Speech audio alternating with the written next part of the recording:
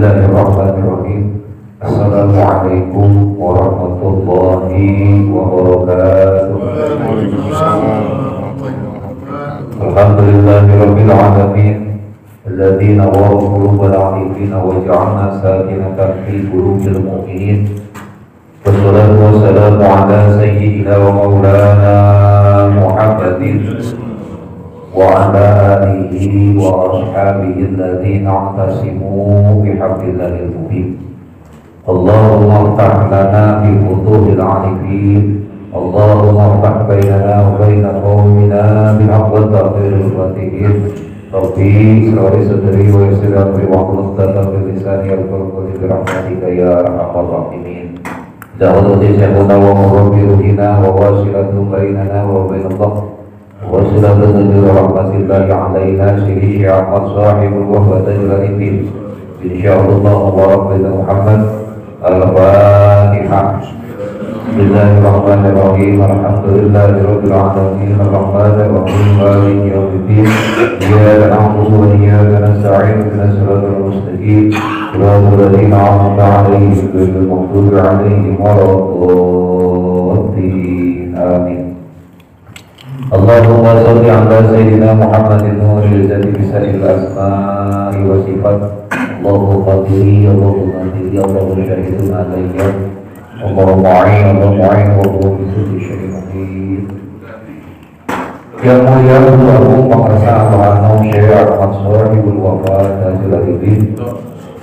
Ashabul fadilah, asatid, ustadzat, mubalighin, mubalighah, para pemangku manaqib, Imam Pertama Khusus Ribul Bait, pemangku manaqib bersama Bapak Yayan Supriyatna dan seluruh keluarga besar beliau dimanapun berada, segenap pengurus musola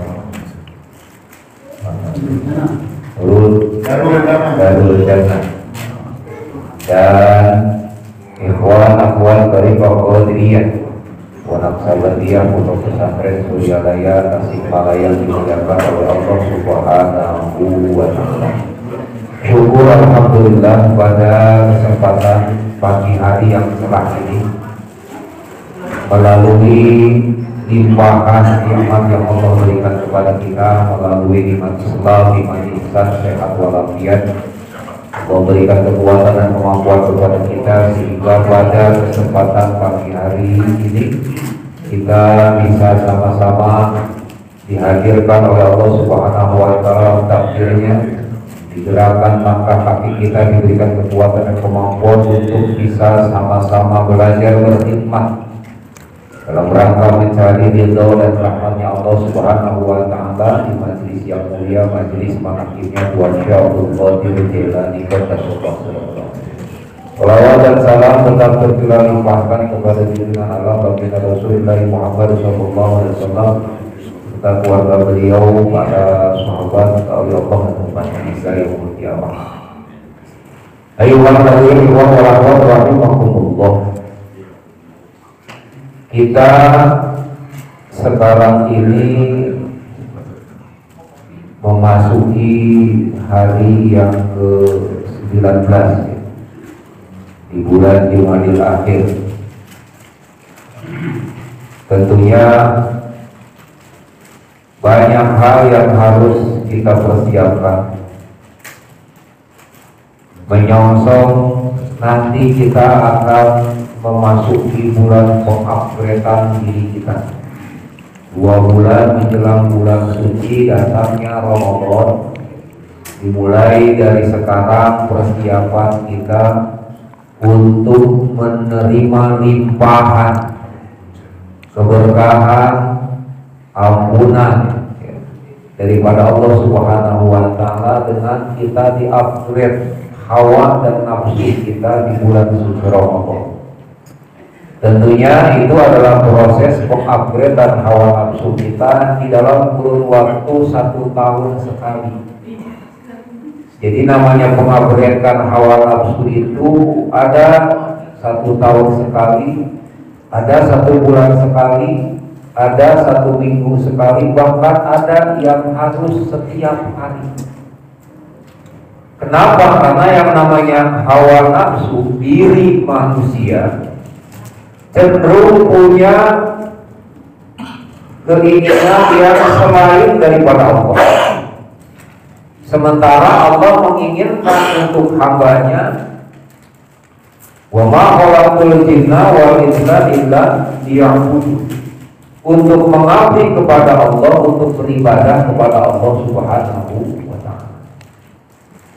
Karena manusia ini adalah makhluk yang kompleks, miniatur alam dunia ada di situ. Miniatur dari kekuasaan dan kewenangan Allah ada di situ. Sampai dengan apa-apa yang menjadi hak prerogatif Allah, yang tidak semua makhluk yang namanya manusia bisa diberikan kekuatan dan kemampuan, Allah titipkan kepada salah satu dari sekian banyak kekasihnya. Mana diantaranya? Sayyid Syekh Abdul Qadir Jilani Qaddasallahu sirruhu ini adalah hamba Allah, benar-benar menghambakan dirinya kepada Allah Subhanahu wa ta'ala, mengkondisikan dan mengendalikan, memaintain hawa dan nafsunya untuk meraih rahmat dan ridha Allah. Sehingga beliau ini karena aktivitasnya itu adalah mengkaromatkan Allah, memuliakan Allah, mengagungkan Allah, memprioritaskan Allah, maka beliau diangkat oleh Allah sebagai aulia. Sifat aulia Allah itu adalah inna aulia Allah la khaufun alaihim wa la hum yahzanun. Para kekasih Allah itu tidak pernah punya rasa khauf, tidak pernah ada rasa takut, melainkan takutnya hanya kepada Allah. Takut bukan seperti hanya kita makhluk kepada yang sesama makhluk. Jalan tengah malam buta. Kenapa sih tengah malam disebut buta? Sebab poek. Coba kalau orang buta biasanya gimana Pak? Merem. Kalau merem kira-kira kelihatan nggak? Tidak kelihatan. Yang kelihatan warnanya apa Pak? Cuman satu, yaitu warna hitam. Tengah malam itu disebut tengah malam. Gelap, poek konkrek, mungkin bahasa Ustaz Ridwan sama gitu. Gak kelihatan. Ya, petang. Petang mah ini Pak. Oh itu. Sabar ya, nanti kita akan isi. Nah, di waktu malam, kalau tidak ada sumber cahaya atau paling tidak ada cahaya menerangi kegelapan, maka tidak akan tampak apa yang ada di hadapan. Makanya Sayyid Abdul Qadir Jilani Qaddasallahu sirruhu yang memuliakan Allah, asma'nya sebagai kekasih Allah yang takut hanya kepada Allah, diberikan kewenangan sebagai Ismul A'zam. Ismul A'zam itu apa? Nama yang agung, nama yang besar, nama yang mulia. Yang memiliki nama kebesaran dan keagungan itu Allah. Tapi Allah titipkan, Allah berikan kewenangan keagungannya kepada kekasihnya. Makanya beliau Sayyid Syekh Abdul Qadir Jilani Qaddasallahu sirruhu ketika dipinta oleh salah satu muridnya, karena si ibu ini adalah murid beliau, punya keyakinan yang kuat bahwa beliau ini bisa mengembalikan putranya yang hilang tenggelam di dasar laut. Ini memang terjadi. Di dalam dua manqobah tadi, di situ ada dua kitab disebut, ada Haqaiqul Haqaiq, ada lagi kitab dari manqobah yang berikutnya itu apa? Kitab apa tadi? Menteri baca masih kena ya. Asrarul Thayyibi. Jadi Haqaiqul Haqaiq, Allah itu berhakikat kepada yang hakikat. Kepada siapa? Kepada makhluknya. Makanya di dalam tariqah kalau kita lihat dari kitabnya pengerasa Abah Agam, Insya Allah saya berdoa pada kitab itu, Insya Allah membarak dengan Muhammad dalam kitab kita usul. Di situ dohirnya dalam tariqah, dohirnya dengan syariat, dohirnya dengan syariat, batinnya dengan hakikat. Jadi antara hakikat dengan syariat itu tidak bisa dipisahkan. Jangan mentang-mentang ketika kita masuk di wilayah tariqah bisa masuk ke dalam hakikat tanpa syariat. Karena untuk mendohirkan hal yang dohir dengan syariat, batinnya dengan hakikatnya dengan batin.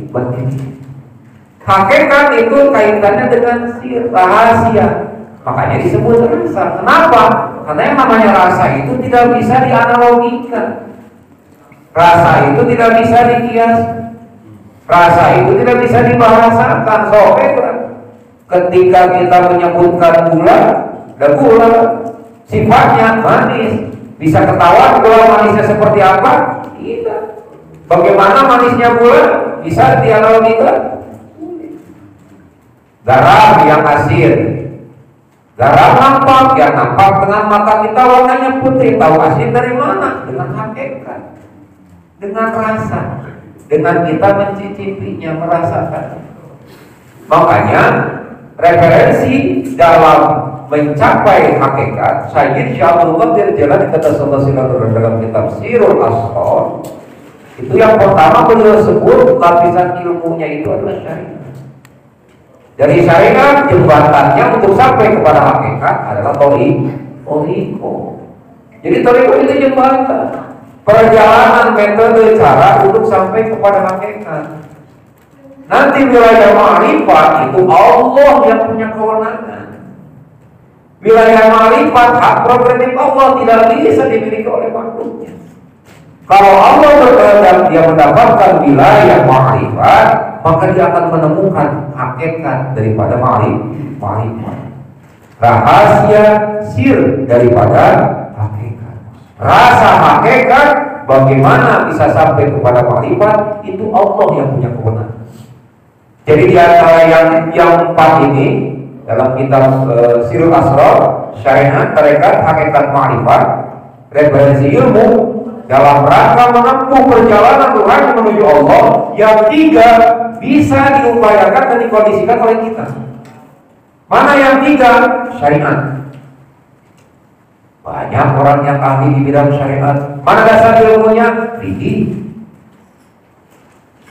Lalu yang kedua adalah mereka bisa diupayakan dan dikondisikan oleh kita sebagai manusia. Banyak orang yang ahli tarekat, ahli suluk, ahli zikir, ahli ibadah, tapi endingnya hakikat untuk ma'rifatnya kepada Allah tetap Allah yang akan tentukan. Mohon maaf, ada sebuah kisah orang yang soleh ahli ibadah, endingnya ketika dia nanya kepada Allah, ya Allah, karena merasa dia ahli ibadah, kira-kira saya bakal ditempatkan di dalam surga level berapa? Apa jawaban Allah?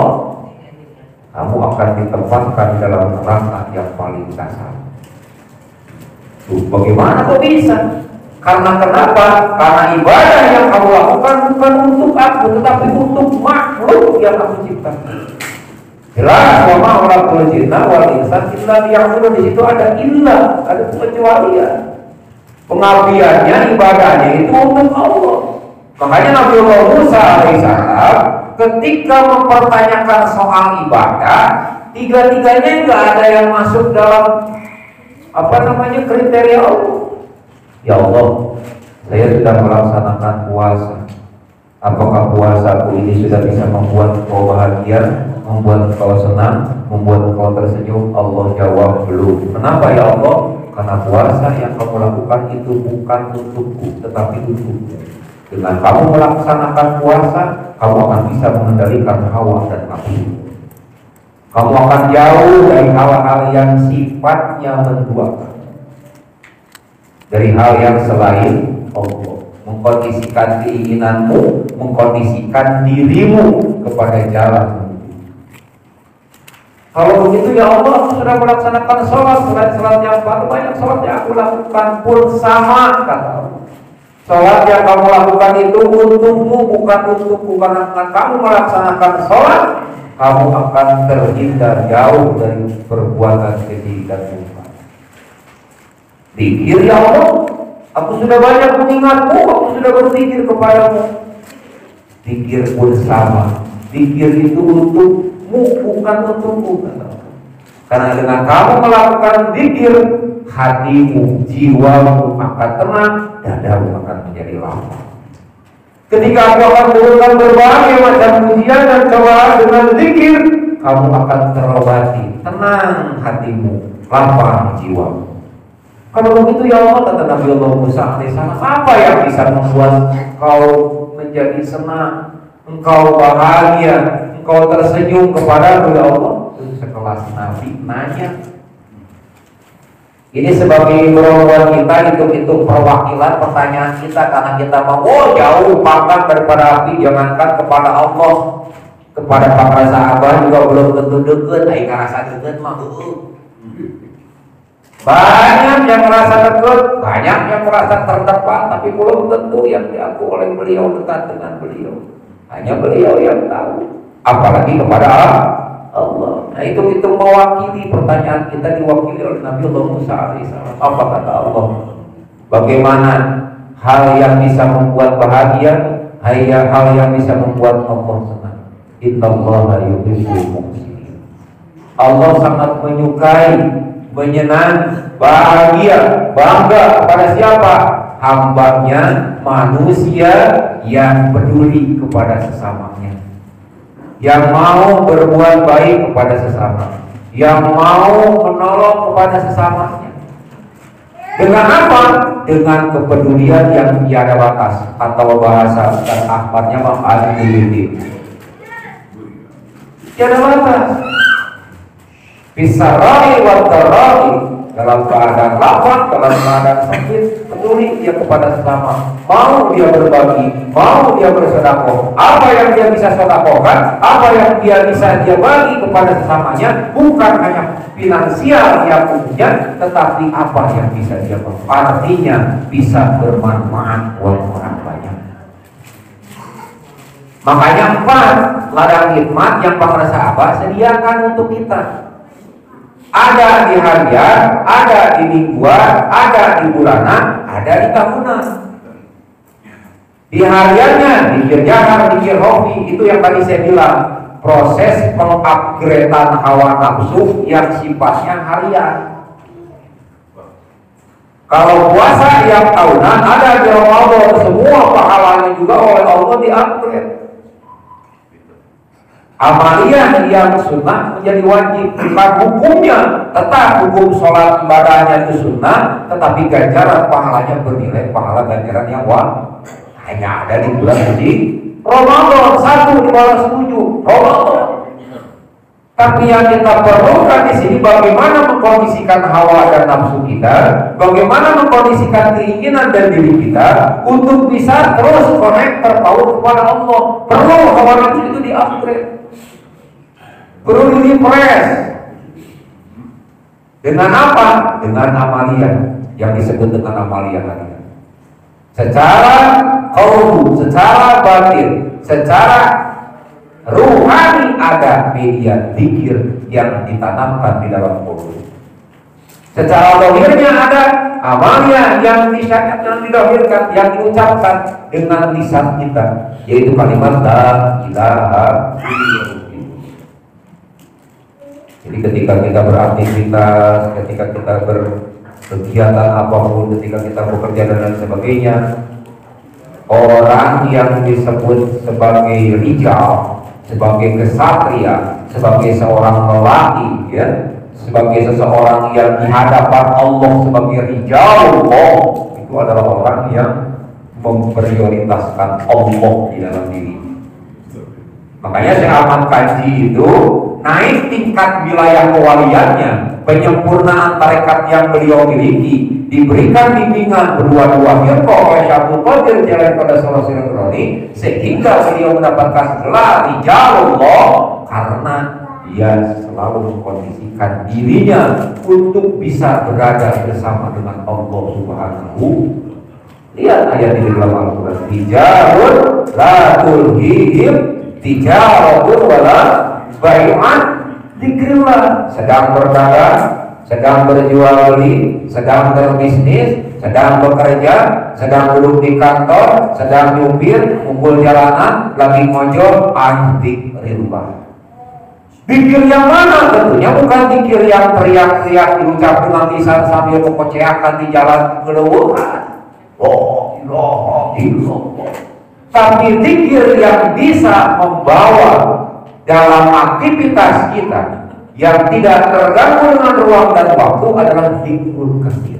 Zikir yang banyak, zikir yang tidak terhitung dengan jumlah, yaitu zikir yang tertanam dalam Quran. Sedang beraktivitas dia, ya, sedang berusaha dia, sedang berdagang dia, sedang jual beli dia, sedang ukur jalan dia, sedang ngojol dia, apapun aktivitasnya, kalau ada ini di mata Allah, dia sedang melaksanakan ibadah. Di mata Allah, dia sedang mengumpulkan amal yang soleh. Tanpa ini, bagaimana kita bisa mengupgrade hawa dan nafsu kita yang sifatnya harian? Karena ini sifatnya per detik terus harus hidup. Untuk apa? Untuk bisa meraih bimbingan daripada Allah Subhanahu wa ta'ala. Karena yang namanya manusia itu ada ruh, ada jasad, ada rasa. Manusia punya ruh, manusia punya jasad, yang diboga perasaan, punya rasa. Tidak bisa disebut manusia kalau cuma jasad doang, nggak ada ruhnya, nggak punya rasa. Cuma jasad doang, rasa naon karena mayit, bangke, bau. Nah, ruh doang nggak ada jasad, nggak punya rasa, naon karena kita menukar itu yang bertengger di atas pohon-pohonan, dan itu pun hanya orang-orang tertentu model Pak Slamet yang bisa lihat. Kalau Ustaz Saiful masukin soalnya semua kan besti. Di sini ada Pak Slamet, ada Ustaz Saiful.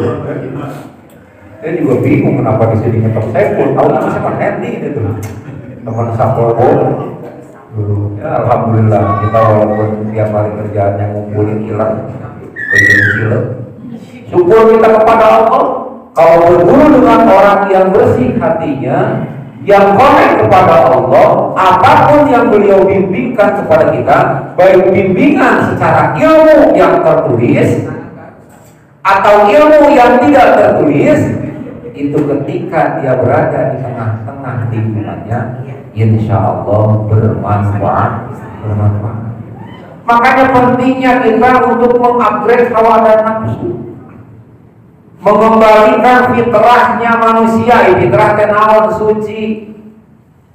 Laqad khalaqnal insana fi ahsani taqwim. Kita ini manusia makhluk yang diciptakan oleh Allah kualitas yang terbaik.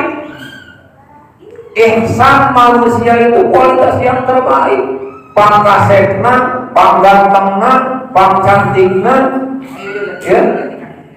Jadi tidak bisa yang namanya manusia itu adalah makhluk yang tidak, manusia itu makhluk yang sempurna karena disempurnakan oleh Allah.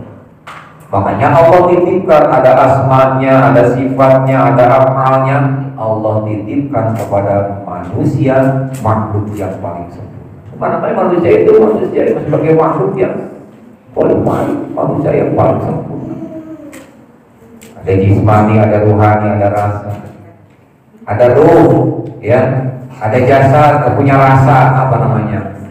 Kalau yang jelas mau ada. Yang namanya manusia, ruhnya ada, jasadnya ada, rasanya ada. Dia punya apa yang namanya akal. Hayawan nanti manusia itu sama sebangsa dengan hewan makhluk, tapi dia punya kespesialan, kekhususan, yaitu apa? Allah berikan akal. Nah, akal inilah yang akan menjadi jembatan, media, instrumen, alat kita untuk terjaga dari hal-hal yang tidak diinginkan oleh Allah. Karena yang namanya akal itu adalah makhluk yang diciptakan oleh Allah yang punya kecenderungan hanya kepada Allah. Jadi ketika Allah menciptakan makhluk termasuk yang namanya nafsu dan akal, itu semuanya dibayangkan itu, ditanya. Ya. Kalau Ruka ditanya alastu bi rabbiku, lu menjawab qalu bala. Itu lu. Jangan kira nafsu sama akal gak ditanya, sama. Nafsu ditanya oleh Allah, ayuhan asman ana wa man anta. Kata nafsu, ana wa anta aing sia-sia. Saya kamu nafsi. Maka oleh Allah itu nafsu ditenggelamkan di dalam bahru. Nah, di dalam samudra yang begitu panas, di dalam neraka. 1000 tahun diangkat, ditanya lagi, jawaban masih sama. Malah makin tinggi itu nasinya, ditenggelamkan lagi di dalam samudra. Fasilitas nafsu dicabut oleh Allah, disuruh puasa. Begitu 1000 tahun ya kan ditanya, pertanyaannya sama, jawabannya juga masih sama, hanya mulai agak lemah dia. Makanya nafsu bisa lemah, satu dengan dibawa puasa, dua diajak pikir. Makanya yang ketiga oleh Allah ditenggelamkan di dalam waktu tinggi, dalam samudra tinggi. 1000 tahun diangkat baru. Man ana wa man anta. Nafsu menjawab ana abduka ya Allah wa anta rabbi. Kalau akal mah satu kali tanya, jawab sekali, selesai. Ayo orang man ana wa man anta. Ana abduka ya Allah wa anta rabbi. Udah. Saya hamba ya Allah. Makhluk yang kau ciptakan ya Allah, engkau adalah Tuhanku, selesai. Makanya akal itu punya kecenderungan memihak kepada kebaikan dari Allah Subhanahu wa taala. So, pulang dari musola, keluar kita pakai sendal jepit yang udah teplek. Nah, teplek ini bahasa. Bukan nama kaki lah. Ya, bukan nama udah agak bubu-bubu lah gitu. Tuh. Begitu keluar sebelahnya ada sendal yang bermerek. Ya, saya nggak mau nyebutin merek, nanti ingin terus nggak ada kan nggak ada royaltinya. Apa? Wah ini sendal tukeran, itu kan? Kata siapa? Nafsu. Akal di situ menengahi. Jangan, itu bukan hakmu, itu bukan hak kita, itu punya orang lain. Gimana begitu orangnya nanti begitu pengen cari sendalnya nggak ada? Gimana kalau itu teralami oleh dirimu? Kan begitu. Ketika kita ingin berbuat jalan akal tampil di situ. Makanya antara nafsu dengan akal itu nggak pernah sinkron. Nafsu diri menginginkan sesuatu yang mementingkan dirinya, tetapi akal itu mementingkan ke depan, bukan hanya diri. Mementingkan hak-hak kebaikan Allah Subhanahu wa taala. Akal nih sama manusia juga seperti halnya hewan. Dia tidur, dia makan, dia kawin, dia keluyuran, usaha kalau manusia siapa keluyuran cari makannya, ya, dagang dan lain sebagainya. Tapi kalau hewan mah, ya, terbuka usaha, terbuka bisnis, gitu, liar tapi bisa tahan, gitu. Itulah yang disebut dengan rahmat Allah, kuasa Allah. Makhluk yang Allah ciptakan tidak pernah ada yang tidak dirizkikan ke Allah Subhanahu wa taala. Semuanya Allah berikan rezeki. Apalagi kita manusia. Mana yang lingkungannya ada pertama, proses pengupgradean di situ. Makanya pertama itu sebagai apa? Sebagai bibit penyiram daripada bibit yang ditanam. Babna nyewor di bahasa Sunda. Pertama itu untuk menyirami amalia yang sudah ditanam supaya tetap dia hidup, berkembang, berbuah, bermanfaat. Pertama. Awal amalia pertama yang ada di dalam itu adalah amalia yang menjadi pembuka dari semua amalia. Semua ada di situ. Semua kebutuhan kita yang kita inginkan ada. Ada lagi yang menjadi bulangannya manakib. Dalam manakib itu juga ada 2 majelis. Yang pertama majelis amalia, yang kedua majelis ilmu. Jadi ketika kita di majelis ilmu membahas tentang takwa, kalimat takwanya udah kita dakwahkan. Ketika kita membahas tentang imannya udah lebih dulu kita praktekkan. Ketika kita membahas tentang Islamnya kita sudah amalkan sebelum kita menyampaikan tentang Tarekoh kan namanya tarekoh, pengamalan.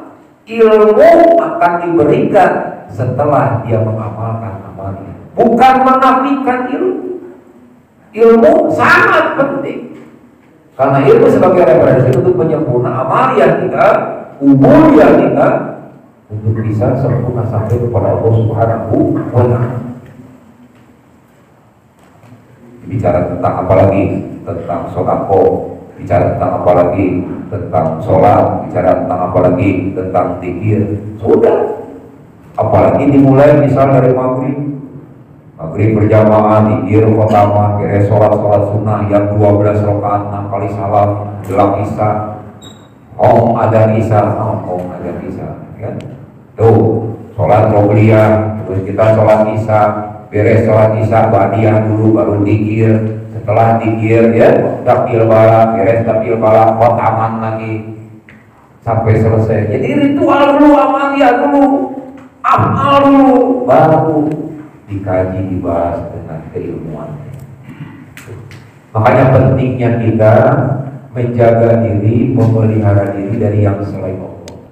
Kalau bukan bimbingan seorang mursyid, kalau bukan bimbingan seorang aulia Allah, mana bisa kita mencapai ridho, mana bisa kita mencapai rahmat Allah, mana bisa kita mencapai keselamatan di dunia sampai dengan akhirat, mana bisa kita difasilitasi oleh Allah dengan fasilitas kehidupan bukan hanya di dunia sampai dengan akhirat. Kenapa? Karena fadhuli bi ibadi, gabungkan dirimu masuk ke dalam golongan orang-orang yang ahli di bidang ibadah. Itu dulu rumusnya udah. Fadhuli bi ibadi, kamu pengen masuk dalam surgaku, kamu pengen sudah ada di dalam surgaku, paling tidak ketenangan, ketenteraman, kebahagiaan, kelapangan dalam hidupmu. Fadhuli bi ibadi, bergabung kamu bersama dengan mereka orang-orang yang ahli ibadah. Masuk kalian bergabung bersama dengan ahli-ahli ibadah, orang-orang yang mana? Amalia yang ketiga, majelis manaqib. Dari mulai membaca ayat suci Al-Quran tadi, yang dikumandangkan oleh Ustaz Ridwan Syah, satunya nih nama malaikat yang sah cuma dia doang. Ini jelas itu. Tuh. Sampai dengan pembacaan mangkobah dan doanya, terutama ketika kita mengikuti tawasul yang diimami oleh Ustaz Ahmad barusan, kita mengundang Rasulullah, kita mengundang keluarganya, kita mengundang sahabat intinya, kita mengundang orang-orang yang soleh, kita mengundang ahli tafsir, ahli hadis, ahli ibadah, semua kita undang hingga yaumul qiyamah di majelis manaqib. Untuk apa? Untuk menyampaikan kebutuhan kita, terutama ridho dan rahmat Allah, sehingga keluar dari majelis manaqib mendapatkan tibrul ma'ani, baik yang masih suci, bersih, kotor. Udah keluar dari majelis manaqib jangan dikotorin lagi. Ini mah beres manaqib pas ngantri, waduh, asa ayam kurang wer pang dikaulaan atau merasa apalah jadi dikotoran. Jangan. Udah di-upgrade kita, udah dibersihkan kita, udah dikembalikan kondisi fitrahnya manusia di majelis aulia Allah. Dengan kita mengundang mereka para aulia Allah, mengundang Rasulullah hadir di majelis ini, maka jaga adab dan etika kita. Minta di situ. Makanya sibukkan kalbu dengan zikir hobi. Artinya patang kalbu dengan amalia zikir hobi, sambungkan kepada sang pembimbing, sampaikan apa yang kita inginkan, apa yang menjadikan kebutuhan kita, lebih-lebih dari apa yang sifatnya keduniaan. Jadi jangan sampai hadir kita ke tempat manaqib cari dunia, jangan. Karena manaqib teh mahal, khotaman mahal, tong dituker gunung murah, dunia mah murah. Allah yang maha segala-galanya. Makanya ketika Syekh Abdul Qadir mendapatkan Ismul A'dham, beliau bisa mengembalikan seorang anak yang sudah tenggelam mati di dasar laut, dan beliau juga bisa diberikan kemenangan oleh Allah apa? Menghidupkan orang yang sudah mati. Itu kan kewenangan Allah. Manusia nggak ada kewenangan di situ. Nggak boleh, nggak bisa manusia itu menghidupkan orang yang sudah mati, mematikan orang yang sudah hidup. Tapi kalau Allah sudah memberikan kewenangan kepada kekasihnya, karena kekasihnya ini mengagungkan Allah, memuliakan Allah, memprioritaskan Allah, mengkaramatkan Allah, la tulihim tijaratun wala bai'un dzikrillah. Ada wa iqamis shalah wa ita'iz zakat. Salatnya jadi aplikasi, zakatnya jadi aplikasi dalam kehidupan. Diterapkan zakatnya, diterapkan dalam sholat, di luar sholat. Yang dahsyatnya lagi seorang rijal itu apa? Ya khafu nataqallabu fi al-qulub wal absar. Dia takut kalbunya itu tidak bisa melihat Allah, tidak bisa bertemu Allah, minimal tidak bisa merasakan rahmat dan ridhonya Allah ketika datangnya hari kiamat. Ketika datangnya hari akhir, ketika datangnya perpisahan antara ruh dengan jasad. Siapa yang bisa menyelamatkan kita di akhir hayat kita melainkan kalimat la ilaha. Makanya maksud kita dawam zikir setelah sholat, kalimatnya la ilaha illallah. Setelah itu ismudatnya ditanamkan di dalam qalbu supaya apa? Terus aktivitas yang kita lakukan bernilai pahala, bernilai ibadah, dianggap oleh Allah umur kita bermanfaat dari mulai balik sampai dengan akhir hayat. Kan ada 4 hal tuh dalam hadis Nabi, ada 4 hal yang akan dihisab oleh Allah, yang akan ditanya oleh Allah, yang akan dimintakan pertanggungjawaban oleh Allah dari kita.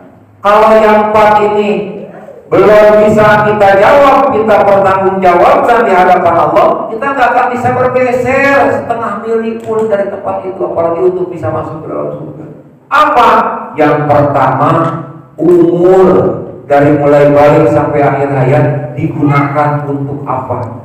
Mana banyak aktivitas baik kan dengan aktivitas yang buruk kan. Coba kalau belum masuk di dalam toriko, belum belajar zikir, belum bertemu mursyid, belum punya guru, gak punya pembimbing di dunia sampai dengan akhirat, umur kita siapa yang mau nanggung ketika Allah tanya?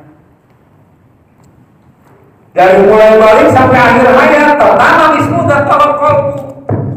Ini yang dilihat oleh Allah Subhanahu wa taala ketika kita melaksanakan salat. Aqimi sholata li dzikrihi. Benar-benar salatnya itu untuk mengingat Allah. Bukan ingat angsuran, bukan ingat kontrakan, bukan ingat titipan, bukan yang lain, tetapi hanya Allah. Jadi ayo budaya dulu. Jahe masih dibayar. Aduh, bahaya ya.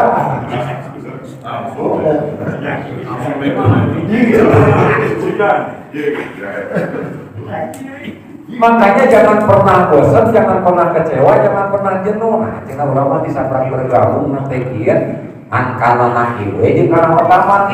Justru itu nanti akan ditanya oleh Allah, umurmu dari balik sampai akhir hayat digunakan untuk apa? Jawab Ustaz Saiful teh manakib. Jawab Ustaz Ridwan teh khotaman. Jawab Ustaz Ahmad teh ya tawasulan, zikir. Mana buktina? Iya ya Allah. Jadi ngajawab tulisan teh tasdik qalbuna eta iman. Jadi yang namanya iman tasdik qalbunya dari ikrar di lisan, dari ucapan yang diucapkan oleh lisan, dari ucapan yang dibaca oleh lisan. Qalbunya membenarkan ketika lisannya membaca mengucap kalimat la ilaha illallah, qalbunya tasdik membenarkan mengiyakan iman hakikatnya iya. Takwa juga kata Rasul kan at-taqwa wahuna sampai 3 kali takwa di sini. Melaksanakan aplikasinya bisa melaksanakan perintah Allah, bisa menjauhkan segala macam bentuk larangannya kalau ada ini. Kalau tidak ada ini, kita tidak tahu dalam kalimat takwa bagaimana kita bisa mengaplikasikan kekuatan apa yang kita miliki untuk bisa melakukan perintah Allah. Contoh sholat 5 waktu. Seberapa banget sepoe? 17 dulu waktu mi'raj. Diperintahkan berapa? Oh, diskon tuh. Baligil banyak masih yang kecolongan. Subuh kaburangan, subuh hiji ke isau. Nah, jangan sholat isra teh make kudu. Saha uwi kita mari bantu. Mulai bantu uwi saya. Tuh. Duhur waktu di jalan berdigawe, waktu istirahat belum masuk. Iwa. Makanya pantas rezeki yang Allah berikan kepada kita ditunda-tunda. Pangna urang sok nunda-nunda waktu, sok nunda-nunda ngorting-ngorting waktu di dikir. Jumlah dikir minimal daun kepada sahabat salata sabaraha 165 minimal gitu. Tapi minum asli logika standarnya real di lapangannya berapa? Kita jadi ngaku, mending kena ngaku lah daripada kena diubah lah dari nama sibuk, esok sibuk diganti hati rek kumaha merot rezeki urang, rek kumaha merot kesehatan urang, rek kumaha merot rumah tangga urang. Saya udah sekian lama belajar pikir ikut torikon, kok kehidupan saya malah bikin ancur-ancuran, sesuai tidak? Yang pertama yang harus dilihat itu niat, bukan niat, niat. An-niyatu huwa qasdu syai'in muhtaronan bi fi'li. Apa yang diucap sinkron dengan perbuatannya. Kita masuk tarekat, belajar mikir, ridho yang dicari, rahmat Allah yang dituju. Kejar di situ. Jangan yang dikir ya, tapi hayang menang kadunya atau murah teuing. Ya kita ini mah muhasabah dalam diri. Kenapa kok rezeki kita diengke-engke? Kenapa kok kesehatan kita terancam? Kenapa kok keluarga kita belum sakinah, belum mawadah, belum warahmah, baru sakinah, mawadah, kaimah? Keterang sakinah ya, si sakinah karena lawan majikan anak, mawadah, kaimah. Oh gitu, piring, gelas, lemari, toilet, tempat tidur, kulkas, parabot, anu 5.000-an ya. Tuh, maksudnya itu asas dalam zikir. Asal wadau putih, asalnya daunnya tapak tina zikir, si rahasia, rasa hakikat tina zikir. Jadi dalam kalimat la ilaha illallah itu ada syariat, di situ ada tarekat, di situ ada hakikat, juga ada ma'rifat. Syariatnya kalimat la ilaha illallah diucapkan dengan lisan, dimasukkan ke dalam tiap-tiap lafaz 74 jumlahnya. Lalu tarekatnya apa? Diaplikasikan dalam tiap-tiap lafaz dari kalimat la ilaha illallah ke dalam 7 latifah. Nah, itu torikot di dalam torikot. Jadi ada torikot dalam syariat, torikot dalam torikot, ya. Hakikat di dalam torikot, nah, hakikat di dalam syariat, ma'rifat di dalam hakikat. Jadi jangan mentang-mentang kita udah bertarekat terus meninggalkan syariat, buku orang tarekatnya ke syariat kene. Buktina diucapkan kelimatan naon? La ilaha diucap enggak? Dibaca enggak? Diamalkan enggak? Didawamkan enggak? Ada jumlahnya enggak? Ada tepatan waktunya enggak? Naon karena eta?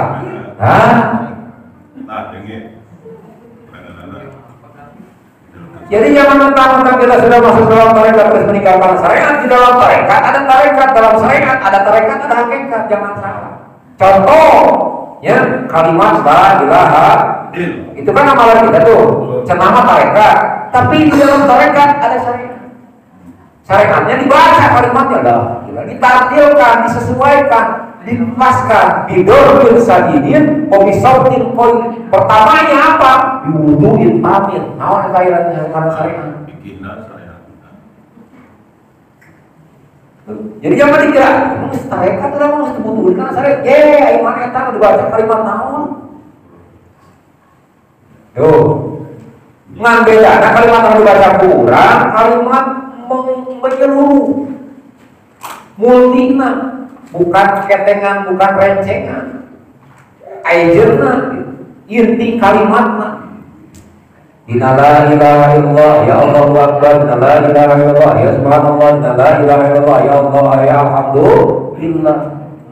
Subhanallah walhamdulillah wa la ilaha illallah Allahu akbar. Satu kalimat la ilaha. Nah, orang kalimat syariat dan syariat. Dalam syariat ada syariat tarekat, ada syariat hakikat. Dalam tarekat ada syariat tarekat, tarekat dalam tarekat, tarekat dalam hakikat. Ada hakikat dalam syariat, hakikat dalam tarekat, hakikat dalam hakikat. Kita naon kita tadi dibaca aqaidul. Nah, hakikat Allah makhluk anu dohir si Abdul Qadir dihakikatkeun ku Allah. Apa? Menghidupkan orang yang sudah mati, mengembalikan anak yang sudah tenggelam di dasar sarua eta teh ngahirupkeun jalma anu geus bae.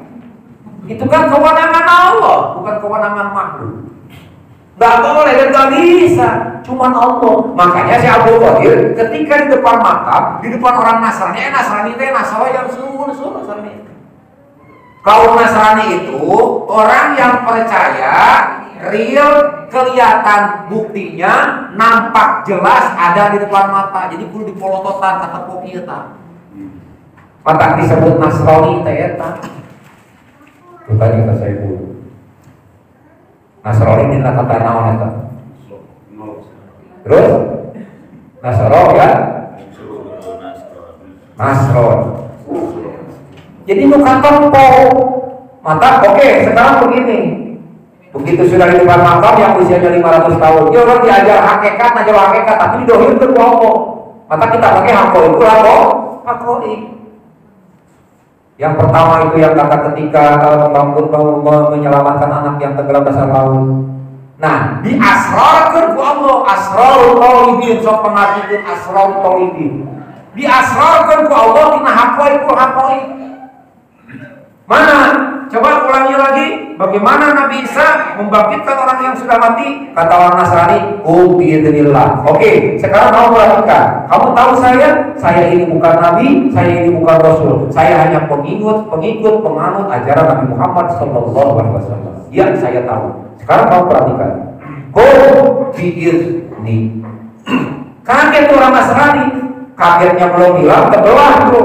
Yang namanya kuburan tadi keluar mayatnya udah jadi mayat hidup lagi sambil nyanyi sambil gitu kakawihan dengan kebasuhan.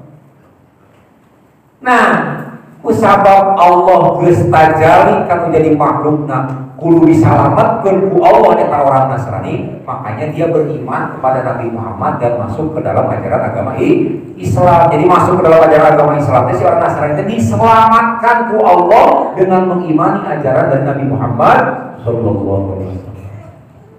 Jadi di situ ada 3 poin. Orang ibunya aja kan 3 kali bolak-balik. Pertama datang suruh pulang belum ada, balik lagi suruh pulang, kedua belum ada, balik lagi ketiganya begitu suruh pulang baru ada. Apa kata Allah? Jangan berkecil hati. Apa yang kamu minta pastikan ku beri. Jadi ada proses. Allah sedang bertajalli kepada makhluknya, maka Allah berperan dohir dalam hakikatnya kepada makhluknya. Jadi ku Allah tadi takholi kedua, takholi balik deui tajalli tahalli kakara tajalli namana hirup tadi lama anak nanti dari dasar laut kembali lagi ke daratan, kembali ke ibunya. Lalu karena asrarul thalibin diasrarkeun ku Allah taala si anak teh. Dina hakikatna Allah dihakikatkeun deui ka menjadi makhluk. Diberikan oleh Allah. Apa bedanya kum biidznillah dengan kum biidzni? Beda enggak? Beda secara bahasa, sama secara hakikat. Bedanya kum biidznillah Allahnya disebut, kum biidzni Allahnya udah lebur. Makanya di Markoba yang pertama tadi dibaca itu kan Ismul Adzam. Ini karena Ismul Adzam ada teu kasebut. Sabab naon? Geus lepur. Ibarat amis dengan gula. Gula nak ketempon teu. Teu ketempon amis nan karasana. Jadi mulutnya, coroknya, dohirnya si Abdul Qadir, tapi yang berperang di dalamnya Allah, karena sudah lepur bersama dengan Allah. Makanya begitu gober nih, udah tapain. Kaget kan? Waduh, Nabi Isa bisa lewat sama model si Abdul Qadir. Bukan karena sekelas makom tingkat kenabian, tingkat rasulnya, tetapi hikmatnya, keauliaannya, kemahabahannya kepada Allah. Mata seamatkannya disebut rijalullah kayak gitu. Dalam diri seamat itu memperjuangkan Allah dalam kehidupan. Makanya begitu naik tingkat atau tirko, gak boleh balik lagi ke pekerjaan semula mencari kayu bakar. Tetap dia cari kayu bakarnya gak bisa dijunjung terbang. Kenapa? Karena sudah ada yang lebih mulia di situ. Gak bisa punya amalan-amalan lain kalau udah masuk tarekat diamalkan lagi, mau amati. Sabab naon? Allah nanti dilebur kena diri urang. Segala-galanya sudah ada di situ. Sekarang bagaimana kita bisa meraih keselamatan di dunia akhirat, bisa meraih keduniaan, bisa mendapatkan hakikat kalau tidak kita raih dan kita dapatkan yang punya segala-galanya. Wabtagu ilaihi wasilah. Wasilah perantara. Ya. Jadi intinya adalah belajar kita, mengkaji diri kita dengan amalia zikrullah yang diajarkan oleh Hadratus Syekh Guru Pengesahabat atau Syekh Syekh Guru Tajulibin insyaallah Bagus Muhammad dalam rangka membentuk diri menuju ilah, menempuh perjalanan rohani menuju Allah. Karena hakikatnya kita akan kembali kepada Allah. Apa yang bisa kita bawa, apa yang kita bisa bekalkan dalam perjalanan kita selain daripada kita beribadah kepada Allah dengan ibadah yang diakui oleh Allah Subhanahu wa Ta'ala, yang sudah dicontohkan, diajarkan dan dibimbingkan oleh aulia Allah yang punya kesempatan di akhir zaman kita hidup di masanya, yaitu pengesahan insyaallah. Semoga Allah memberikan kekuatan dan kemampuan kepada kita agar kita bisa belajar berdawamah dan istiqomah melaksanakan semua rangkaian amal ibadah dengan sempurna yang tentunya di bawah bimbingan aulia Allah Syekh Muhammad insyaallah Muhammad. Walhasil etik kita kelak husnul khotimah, ruh menghadap Allah tetap dalam kondisi seperti semula Allah ciptakan, dalam keadaan fitrah dan ma'rifat kepada Allah Subhanahu wa Ta'ala. Rabbana taqabbal wa baina qulina bil aqwali wa khairul fatihin. Rabbana atina min ladunka wa khairul munzirin. Rabbana atina fid dunya hasanah wa fil akhirati hasanah wa qina adzabannar wa qasimu bihablillah. Ibadallah, mudah-mudahan apa yang disampaikan ada manfaatnya walaupun singkat dan bisa sama-sama kita amalkan. Sekian, wassalamualaikum warahmatullahi wabarakatuh.